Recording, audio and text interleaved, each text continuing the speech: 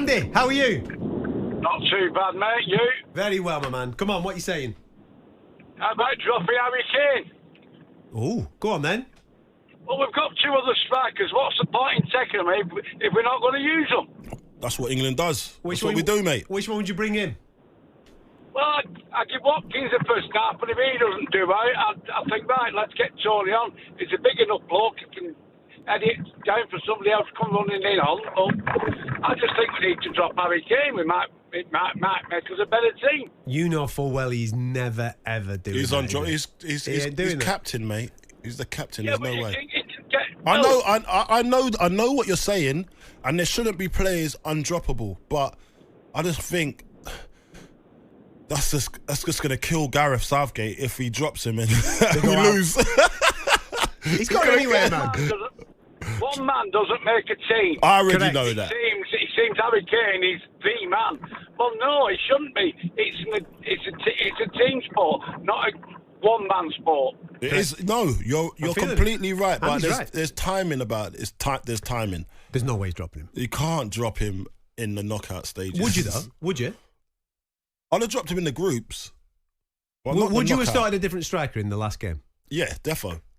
I'd have defo. But I think what the gaffer's probably thinking, he's thinking, this is a good game for him to score goals in Slovenia. Yeah. So that worked. It didn't work. But this is a good goal game, so to get his confidence up, to get the team morale up, because our captain and our main strikers scored, so it's going to bode well for the rest of the tournament. Didn't work. Darren, how are you, mate? I'm good.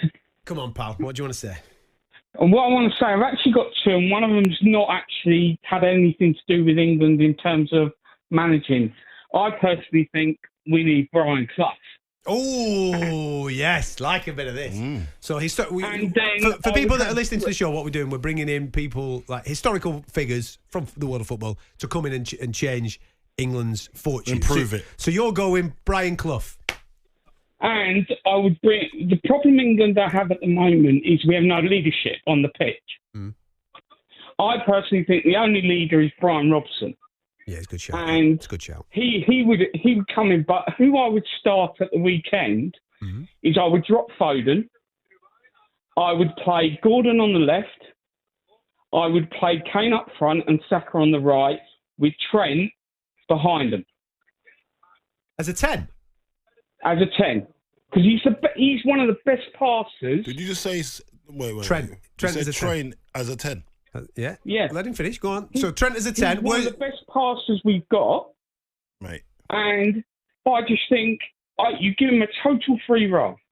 And to me, you've got to give that guy confidence, because if you look at some of those players, they're not playing how they play for their clubs. So why did we pick them if that's not the way you're going to play the team? Okay. So is Bellingham in that midfield with him as well?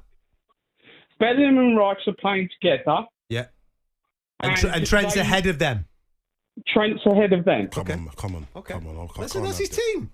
I can't sit down on this radio station and someone come on and say that Trent's a 10. I'm not having that. It's diabolical. That's crazy work. I'm not having that. Like, he can't get the ball in a half turn in the pockets. Come on.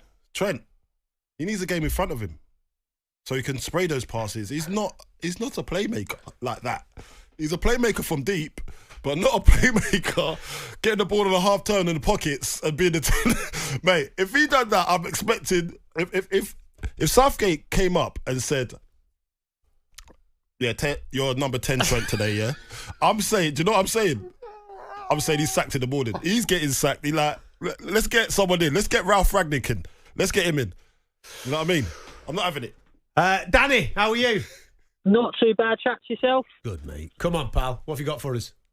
So, player I don't think has been shouted from what I've listened to so far. I think everyone's doing the obvious, Ashley Cole and defence, but as you boys say, I think we've been pretty sound there. Mine would be, I've watched him a lot on VHSs growing up, and my dad is a big fan of him, would be John Barnes. Oh, Yeah. He can get the ball Naughty. after, and he can dribble past players. Naughty. I like that. He can score goals. His little run through the Short shorts, and he can rap. I love the fact that you said Beautiful. VHS as well. Yeah. I love it. I love that. That's The old that's Betamax. yeah, man. I've got time for that. Yeah. VHS. Yeah, so it would be me, and then in terms of like formation and what I do, I would completely switch it up to what we done at the last Euros and go 3-4-3. Moving Nice. forward. And I'd go, obviously, the obvious at the back would be Walker, Stones, Guehi. I'd put Trent at the right wing-back position.